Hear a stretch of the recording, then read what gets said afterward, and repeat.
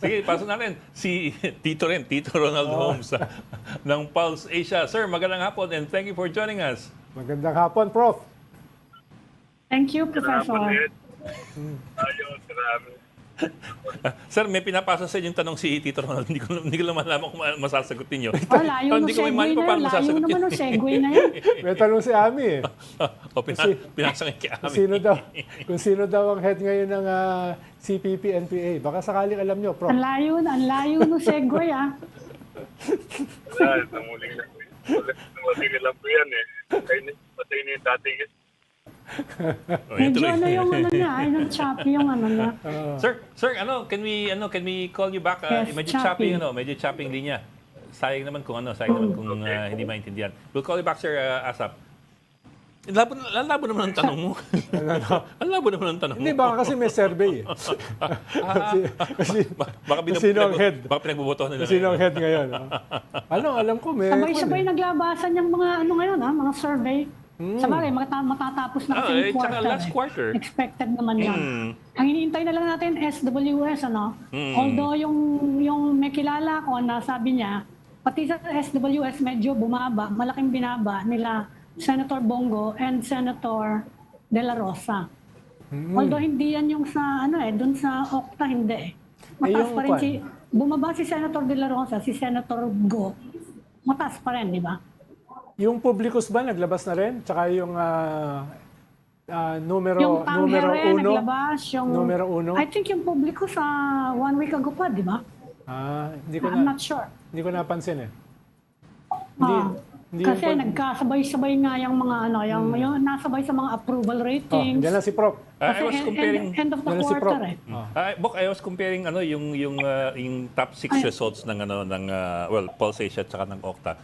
Yung top 6 more or less pareho sila napasok doon, mga pasok doon, magkakaiba yung ranking. Yung bottom, yung next 6 yung labo-labo na. Medyo malayo, no? Yung top 6 kasi you have Tulfo, Soto, Go, Cayetano, and Pacquiao ba to? Manny Pacquiao. Lacson And yung, Ping oo. Lacson. Pero Ping Lacson yung pumasok sa Okta eh. So top 5 pala, top 5. Although iba-iba ranking nila. Anyway, let's bring in Pulse Asia President Professor. Ronald Holmes. Sir, magandang hapon and welcome back. Magandang hapon ulit. Sorry, medyo tumatahak ng EDSA matraffic eh. Ay, natrapik sa EDSA. Okay. So, Prof, wala na kayo sa Kwan. Wala na kayo sa Japan. Nandito na kayo sa Kwan, sa salt mines. Wala na, pinabalik ako dito ni Tokayo eh. Sabi nga mo, paranasa ko yung traffic ng EDSA. Ikaw pa nasisingin, no? Sir, may tanong sa inyo ito kayo. Hindi man lapis na. Ang mga magtotokayo, nagsisisihan yan eh. So, anyway, sir, we're looking at yung Pulse Asia numbers for the last quarter. Okay, we've seen the numbers, we've seen the names, but give us the context here. I'd imagine na nagbago yung some of the names kasi yung mga hindi nag-file for senatoriables prior to the third quarter, hindi napasok ngayon. So you have some new additions, I suppose, doon sa mga pumasok na names sa top 12. Yeah, yung basically yung nadagdag dyan, yung nag-file mismo, si Willie Revillame. Kasi dati Revillame, hindi na siya yeah. kasama sa listahan. Natanggal yung mga pangalan ng mga hindi nag-file, si dating Pangulong Duterte, si Baste Duterte, si Paulo Duterte, sila Ted Filon, at iba pa. No? So, maraming natanggal na pangalan at nadagdagan naman ng pangalan nga ni Willie Revillame. So, nasa taas siya. Ang hindi din natin alam, ano ba ginawa nila simula na nag-file na ng candidacy. Dito sa EDSA, kaliwat kanan ng billboard eh. Okay. Diba? So, billboard pala yan. Hindi Hindi lang ko alam EDSA. yung advertisement nila sa radyo, television. May nakita na akong billboard na Macho Black ng Senado 2025 eh. Parang mix pa ng alyansa at saka ibang independent candidate. Actually, nakita mga Tulfo billboards. Professor, medyo nawala na dun sa kwanyo, nawala na dun sa survey nyo yung Ronald Llamas. Na, ayun, major ka ba yun? Major difference ba yun, yung nawala yun sa survey nyo? Sino ba nagpasok nun? Major kasi hanggang 66 lang yung pangalan ngayon. Dati number 68 yung Ronald Llamas. Eh. Sino ba nagpasok nun? Ito po number 11, no? Ronald De La Rosa pala to. Bato de la Rosa. Prof, para Pero sa mga... Professor, may nakikita ba kayong common denominator dyan sa top, siguro yung top 15. Top 15. May Well, nakikita ba kayo? Basically, if you look at the survey result, it's largely a question of awareness. Whether the people who are making it at the top are people who have universal awareness, meaning to say at least 90% High yung profile. awareness level. So they're nationally prominent names. If you cannot have that level of awareness, it will be difficult to mobilize voting support. Prof, para sa mga amateur na katulad namin, no? Halimbawa itong sa Okta at saka itong sa Pulse, yung mga differences ba na ito are major or minor? No? Itong mga pagkakaiba na ito. Dahil yung iba kasi mga survey, parang mas major yung difference.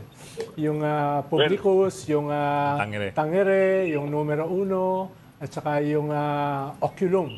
Pero ito parang hindi ganun ka-major. No? Pero for us... Pwede lang masabi yung whether there are major differences or none. It's not just a question of yung how they stand now, no? It's really looking at the methodology. Kasi hindi mo pwedeng i-average yan eh. Kinakailangan tignan mo mismo kung paano nila ginawa, ano yung katanungan. Kasi sa US, ginagawa nila, ina-average nila pero tinitignan nila yung details ng survey. So hindi siya straightforward na averaging. Pero matagal na naman nangyayari na may pagkakaiba-iba yung resulta ng survey. Batay na rin kung ano yung method nila. Kung hindi random yung sampling, kung hindi face-to-face, kung online yan, kung opt-in, ibig sabihin yung pwedeng sumasali, yung gustong sumali, definitely mag-iiba yung resulta. Magkakaiba yung resulta. Pero paano ba namin makikita yung... Dati kasi, Prof, nakikita mo kasi yung mahabang survey mismo eh, no? Mahigit 100, iba 200 pang pahina eh. Pero ngayon kasi lumalabas lang kasi mga summaries eh. So, ano yan, sa website? Sa website ba namin makikita yung mga detalye para Normally, yeah. Normally, yung technical details should be in the website. If it's not on the website, you would have media inquiries to survey organizations. How did you do it? How did you select the sample? So, AMI as editor-in-chief could actually write any one of them and ask, ano ba yung methodology nyo? If they do not reveal the methodology, then you can suspect that particular group. Prof, let me pull back a bit. I have a question na parang I'm trying to figure out how to ask it, pero let me put it this way na lang. Kasi you made a point kanina of awareness para makapasok dito sa survey. But where does performance come in when the respondents respond to the survey? I asked that kasi some of the people here who got high marks, we never hear of, even though they've been in the Senate for the longest time. For example lang, si Lito Lapid, you never hear a peep from him. I'm sure his awareness is sky high because of yung TV show. Provinciano. So it's awareness. But yun nga, it's awareness. It's not performance. Yeah. So how do people make Kasalanan that nyo yung jump? TV show. Sorry. But how do people make that jump from performance to awareness, or do they even try to make the jump? Well, ang problema nga, Ed, hindi ka naman ganun kabata na, Ed, no, di ba? Well, medyo. Hindi performance ang pinagbabatayan lang, kundi popularidad, pagkakilanlan sa kanila. So, kahit na sabi mo ng 20 years younger ka kay Ronald Llamas, alam mo na yun, no? Na yung performance is not the only basis. The prominent names, the popular names, given the nature of the electoral system, it's a national constituency. And then in the Philippines, national officials are actually far removed from the public. Yeah, that's true. Hindi ang mayor eh. Hindi malalapitan eh. So, kumbaga parang celebrity rin yan eh. So, diyan nakakalamang yung celebrity kasi kilala sila. So kung tumakbo si Maris Racal tsaka si Jonathan, Taga-ibang ano, planeta kasi yan si Ed. Pasensyahan na. And then I will blame his age kasi nga sabi ko 20 years younger than Ronald Llamas. Hindi, tanong ko I'm lang, just trying to, ano, I'm just trying to- Professor. From your previous, marami na kayong naging survey, past elections. Yung trending ba niyan, pwede pa bang malaking pagbabago dyan? Because it's now December, in less than 2 months, umpisa na yung national campaign eh. Sa experience ninyo from polling, malaki bang diferensya yung final outcome sa senator? Well, pwedeng magbago-bago yan kasi the campaign also matters. I cannot rule out yung campaign. Di pa natin nakikita yung mensahe nila. Well, hindi ko napapanood yung mga advertisement. Nakikita ko lang itong mga static na billboard sila. But eventually, if they make a mistake in the campaign, rarely do they make mistakes. But normally, they're well advised now kasi may industry na gumagalaw sa atin na basically binibigyan ng abiso yung mga kandidato, dapat yung gawin, dapat yung iwasan. So, medyo yung pagkakamali nila nababawasan. Pero nagkakamali at sa pagkakamali, maaaring mabawasan suporta. So, nakita na natin yung mga pagbabago dati na Yes. dati nasa top 6, biglang nalalaglag, tapos nanganganib na. Pagdating na eleksyon, naging 13, 14, 16. Hindi nakapasok si Tato. Prof, tamang observation ba na parang ngayon pinakamarami ang mga survey firms? Dahil dati kasi mga 3, 4 lang eh. Yung mga survey firms. Ngayon parang ang daming mga kabute na nagsusulputan. No? Siyempre, ang purpose ng survey ay ipakita yung snapshot sa particular na moment para ma-assess ng mga kandidato nasaan ba sila. Pero ngayon, dahil ang dami nagsusulputan, di ba nakakalito yan sa mga kandidato? Unless meron talaga silang suki na isa na survey firm. No? Ganito kayo, dati marami na rin eh. Ang kaibahan lang siguro ngayon, mas marami yung avenue na kung saan nalalahad yung resulta. Sa social media, nakikita mo. Normally, nagmamashroom yung mga survey firms pagdating na eleksyon. Meron mga survey firm na tahimik lang, gumagawa lang ng mga local survey, gumagawa ng national survey pero commission ng mga kandidato. Reliable naman. Kakaunti lang yung nagsasapubliko. Pero ngayon, mabuti na rin na marami nagsasapubliko. Ang katanungan lang dyan kadalasan ay kailan ba nila ginawa, sino pinagawa pa yan. It doesn't necessarily mean na pag-commission survey is questionable. But you just have to ask how they did it and on what dates and what are the questions so that you can assess your methodology, and then basically that will be the main criterion of looking at the reliability or validity of the survey for that matter. Sir, tanong ko lang yung borderline people, borderline candidates. Borderline Parang candidates. may mga naiisip ako ng mga ganun. Borderline people. Kasi you're looking here at least by rank, 11-12, Lapid and Marcos, 13-14, De La Rosa, tama, 1, 2, 3, 4, 5, tama, 13-14, De La Rosa and Villar. Historically ba, ano yung, historically when you draw the line, ano yung chances ng nasa below 12 na umangat at ang above 12 nasa borderline na bumaba? So, babalik ako kasi hindi pa nagkasagsisimula yung kampanya eh. Hindi natin alam kung anong estratehiya nila pagdating ng kampanya. Hindi ko alam kung gaano ang booking nila ng advertisement sa radyo at television. Maaring hindi pa sila masyadong gumagastos ngayon. Ibubuhos nila yung gastusin nila pagdating ng Enero. So, maraming bagay na makapagbabago dyan. Hindi pa delikado na nandun nasa baba o nandun ka sa top 24. Maaari ka umakyat. Depende na doon sa strategy yung gagamitin nila para mas makaligom sila ng boto.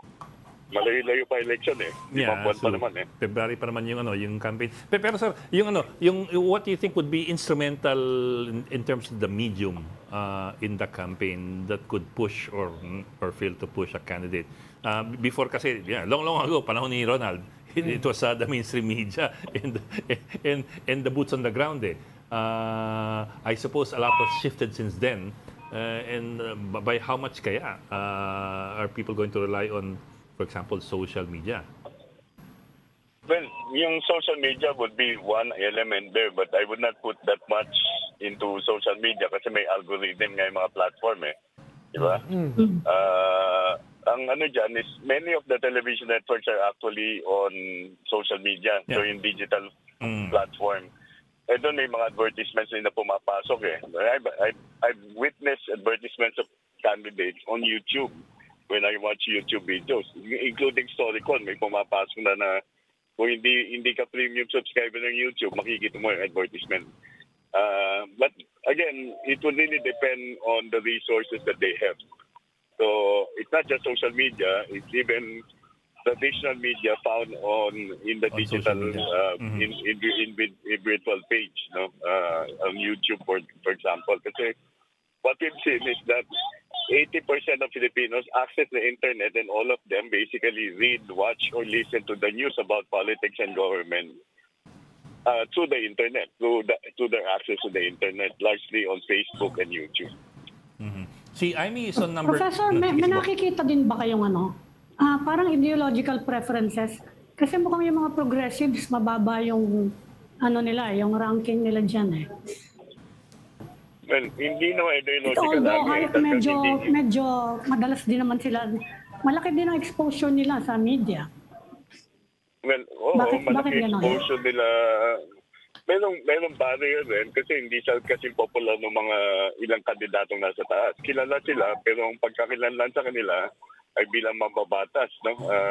Bilang maaari pagtingin sa kanila ay masyado silang kritiko ng gobyerno, at bilang kritiko ng gobyerno, maaaring hindi nagbibigay ng alternatibo, maaaring yun ang dahilan kung bakit hindi sila binibigyan masyado ng suporta.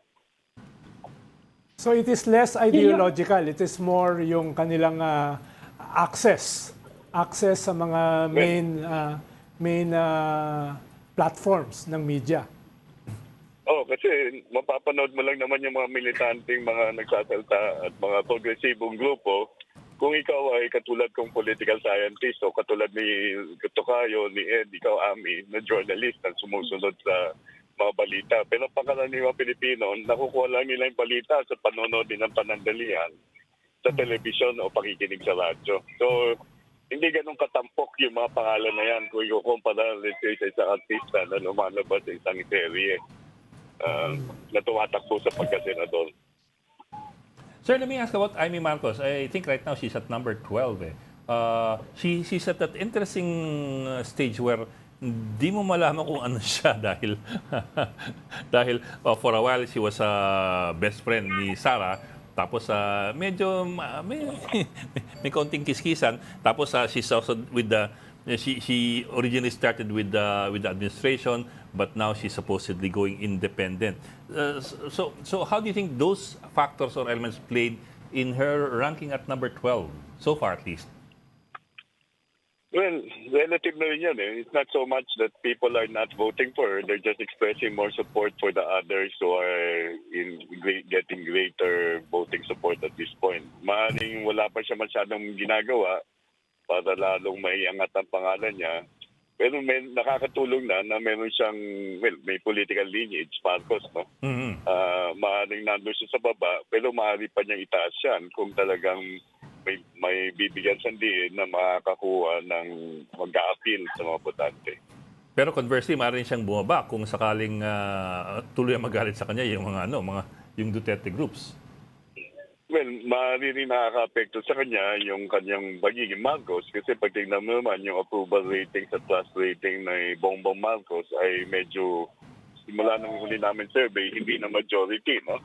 At ang pambansang administrasyon, pag doon sa pangunahing usapin ng mataas sa presyo mabilihin, 8 sa 10 nagsasabing hindi kami aprobado. So, maaaring pinapasagot yung, nawala yung nostalgia, kumbaga, Ed, no? Yung pagiging Marcos ay hindi na nakakuha ng ganung kalaking suporta kung ikukumpara natin bago ng eleksyon ng 2022. Prof, kung tatanggalin niyo yung sombrero niyo as representing one survey firm, paano niyo titignan yung, ano ba yung mas accurate? Yung online survey or yung traditional na face-to-face survey na halimbawa ay ginagawa ng Pulse Asia? Hindi ko kailangan tanggalin yung sombrero ko kasi baka makalas yung buko eh. So, seriously, seriously, ang gold standard worldwide is still face-to-face, except Yes. that in some countries, they cannot do it because it's expensive. For example, in Australia, for quite some time, they've not done it because Australia is such a big country, diba, that it's going to be very expensive to go around. So, Yeah. face-to-face pa rin. Yung online can be done, but you have to make sure that yung sampling frame mo tama so that you can call it a representative sample. Professor, yung recent survey nyo on the approval ratings, trust ratings, parehong bumaba si President Marcos and Vice President Sara Duterte. Naka-apekto ba pareho sa kanila yung bangayan nila? Yung kay yung kay Bongbong Marcos hindi siya bumaba, no? 2 puntos lang kung akin natatandaan. Yung Statistically, kay not Sara Duterte, yung kay Sara Duterte, kay Chief Escudero at kay Martin Romualdez bumaba. Yes. Pinangmalaki binaba ng approval, performance rating approval ni Sara at trust rating. Yun, naka-apekto ba yung kaguluhan? Definitely, masasabi natin naka-apekto. Kasi wala naman sigurong kahit saan ko pumunta ng lugar, masisiyahan kung yung dalawang pinamataas na opisyal ng inyong bansa ay nag-aaway. Di ba? Whether you're in the Philippines, in the United States, or in Canada, of course, in other countries, you only have one person as chief executive, no? But you would not want to see national politicians continually bickering. And that might lead towards withdrawal of trust or an expression of disapproval in terms of their performance. Going into Pero the... midterms na to, di ba? Typical naman yan. Typical naman yung pagbaba na yan ng numbers, di ba? Through the midterms Yep. sa mga top officials. Not really. Makikita natin, these are not the numbers that we saw with regard to BP Robredo and President Duterte in the past administration. These are not the numbers shown by the late President Noynoy and Jojo Binay at the same time during their term. This is much lower than those that were posted by their predecessors. So what is the reason behind this? So, well, it doesn't take, sabi nga sa radyo, hindi na kailangan memorize eh. Maaaring talagang naapektuhan nung tunggalian, nung away nung dalawa.